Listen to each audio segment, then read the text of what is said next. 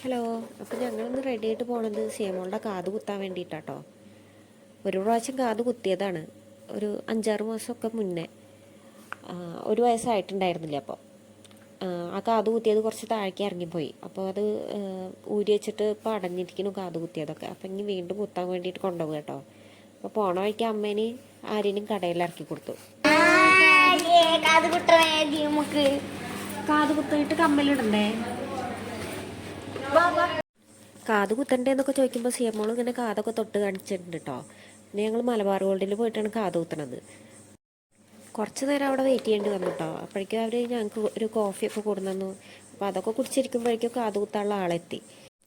ആ ചേട്ടൻ വന്നിട്ട് 2 കാതും ഇങ്ങനെ നോക്കിട്ടോ. അപ്പോൾ മുന്നേ കുത്തിയതിൻ്റെ അടയാളം ഉണ്ടല്ലോ. അപ്പോൾ അവർ പറഞ്ഞു അതിൻ്റെ കുറച്ച് മേലക്കായിട്ട് കുത്താന്നാണ് പറഞ്ഞത്. എനിക്കിതിനെ കുറിച്ചിട്ട് വലിയ ഐഡിയ ഇല്ല. എനിക്കൊരു ഡൗട്ടായിരുന്നു എവിടെയാണ് കുത്തേണ്ടത്. ഉണ്ണിക്കാണെന്ന് വെച്ചെങ്കിൽ കാതിൻ്റെ തൊട്ടി എന്ന് പറയുമല്ലോ, ആ സംഭവം തീരെ കുറവാണ്. അപ്പോൾ എനിക്ക് വലിയ ഐഡിയ ഒന്നും ഉണ്ടായിരുന്നില്ല. പിന്നെ ആദ്യത്തെ കാത് കുത്തുമ്പോൾ വലിയ കുഴപ്പമില്ലാതെ ഇരുന്നെടുത്തു. കുത്തി കഴിഞ്ഞതിൻ്റെ ശേഷമാണ് നല്ല കരച്ചിലായത്. കരച്ചിൽ നിർത്താൻ നല്ല പണി പെട്ടു കേട്ടോ. കുറച്ചധികം നേരം അവളിങ്ങനെ കരഞ്ഞു. പിന്നെ ഇങ്ങനെ കരയുന്നത് കാണുമ്പോൾ നമുക്കും വിഷമാവുമല്ലോ. പിന്നെ കുറച്ച് കഴിഞ്ഞപ്പോൾ കരച്ചിലൊക്കെ നിർത്തി ദൈവത്തിനും ഇങ്ങനെ ഓരോന്നൊക്കെ പറഞ്ഞ് സമാധാനിപ്പിക്കണമൊക്കെ ഉണ്ടായിരുന്നു. പിന്നെ ഇത് അടയാളപ്പെടുത്താൻ വരുമ്പോഴേക്കും തന്നെ അവൾ നല്ല കരച്ചിലായിരുന്നു. ആദ്യത്തെ കാത് കുത്തിയപ്പോൾ തന്നെ കുട്ടി പേടിച്ചു. അപ്പോൾ പിന്നെ രണ്ടാമത്തത് കുത്തണതിൻ്റെ മുന്നേ തന്നെ കരച്ചിലായിരുന്നു. പിന്നെ അയാൾ പറഞ്ഞു അതങ്ങനെ ഉണ്ടാവും കുട്ടികളല്ലേ എന്നൊക്കെ പറഞ്ഞിട്ട് പിന്നെ അങ്ങനെ രണ്ടാമത്തെ കുത്തുമായിരുന്നു. എനിക്ക് പിന്നെ ഇങ്ങനെ കരച്ചിൽ കണ്ടപ്പോൾ ഞാൻ വിചാരിച്ചു ഇങ്ങനെ കുത്തണോ എന്നുള്ള ഒരു ചിന്തയായിരുന്നു എനിക്ക്.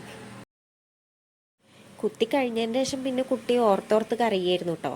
കുറച്ചധികം നേരം എടുത്തു കരച്ചിലൊക്കെ നിൽക്കാൻ വേണ്ടിയിട്ട്. പിന്നെ കണ്ണാടിയുടെ മുന്നിലൊക്കെ കൊണ്ടുപോയിട്ട് കമ്മലൊക്കെ ഇട്ടത് കാണിച്ചു കൊടുത്തിട്ട് അങ്ങനെ കേട്ടാൽ പിന്നെ കുട്ടിക്ക് ഒരു സമാധാനമായത്. പിന്നെ കമ്മൽ എവിടെയെന്നൊക്കെ ചോദിക്കുമ്പോൾ പിന്നെ അവൾ എന്നെ തൊട്ട് കാണിച്ചു തരുമായിരുന്നു. പിന്നെ അങ്ങനെ വേദനയും വീട്ടിൽ വന്നിട്ടാണെങ്കിലും അങ്ങനെ വേദനയും കാര്യങ്ങളൊന്നും ഉണ്ടായിരുന്നില്ല, കുഴപ്പമൊന്നും ഉണ്ടായിരുന്നില്ല. പിന്നെ ഞാനിങ്ങനെ ആരും തൊടാതെയൊക്കെ ഞാൻ ശ്രദ്ധിച്ചിരുന്നു, ഒന്നും കുടുങ്ങാതെയും അങ്ങനെയൊക്കെ ഞാൻ ശ്രദ്ധിച്ചിരുന്നു കേട്ടോ. പിന്നെ കുറച്ച് വെള്ളമൊക്കെ കൊടുത്ത് അവിടെ കുറച്ച് നേരം ഇരുന്നതിൻ്റെ ശേഷം ഞങ്ങൾ നേരെ പോയത് ദേവൂട്ടിൻ്റെ ഡ്രസ്സ് എടുക്കാനാണ് കേട്ടോ. ദേവൂട്ടിന് മാത്രമല്ല കുട്ടികൾക്ക് എല്ലാവർക്കും ഡ്രസ്സ് എടുക്കുന്നുണ്ട്. അമ്മയുടെ വകയാണ് കേട്ടോ ഡ്രസ്സ് എടുക്കണത്. ദേവൂട്ടൻ പിന്നെ അങ്ങനെ ഇങ്ങനെയൊന്നും പോയിട്ട് ഡ്രസ്സ് എടുക്കില്ല കേട്ടോ. ഇട്ട് നോക്കി ഇഷ്ടപ്പെട്ടാൽ മാത്രമേ ഡ്രസ്സ് എടുക്കുള്ളൂ. 3-4 ജോഡി ഷർട്ട് അവിടെ നിന്ന് മാറ്റി വെക്കിയിരിക്കുന്നു. എന്നിട്ട് ഇഷ്ടപ്പെട്ടതാണ് എടുത്തത്. ദേവൂട്ടിന് എടുത്തതിന് ശേഷം പിന്നെ ഞാൻ സിയമോൾക്കും ആരിനും ഉള്ള ഡ്രസ്സ് എടുത്തു കേട്ടോ. ഡ്രസ്സ് എടുത്തതിന് ശേഷം നേരെ നെസ്റ്റോയിലേക്ക് പോയിട്ടോ. അവിടെ നിന്ന് കുറച്ച് സാധനങ്ങളൊക്കെ വാങ്ങാണ്ടായിരുന്നു. അപ്പോൾ അതൊക്കെ നോക്കി. പിന്നെ ദേവൂട്ടിനൊരു ചെരുപ്പ് വേണമെന്ന് പറഞ്ഞിരുന്നു. അപ്പോൾ അത് നോക്കി, അത് കിട്ടിയില്ല. പിന്നെ കുറച്ച് നേരം അവിടെയൊക്കെ കറങ്ങിയതിൻ്റെ ശേഷം ഞങ്ങളോട് തിരിച്ച് വീട്ടിൽ പോന്നു.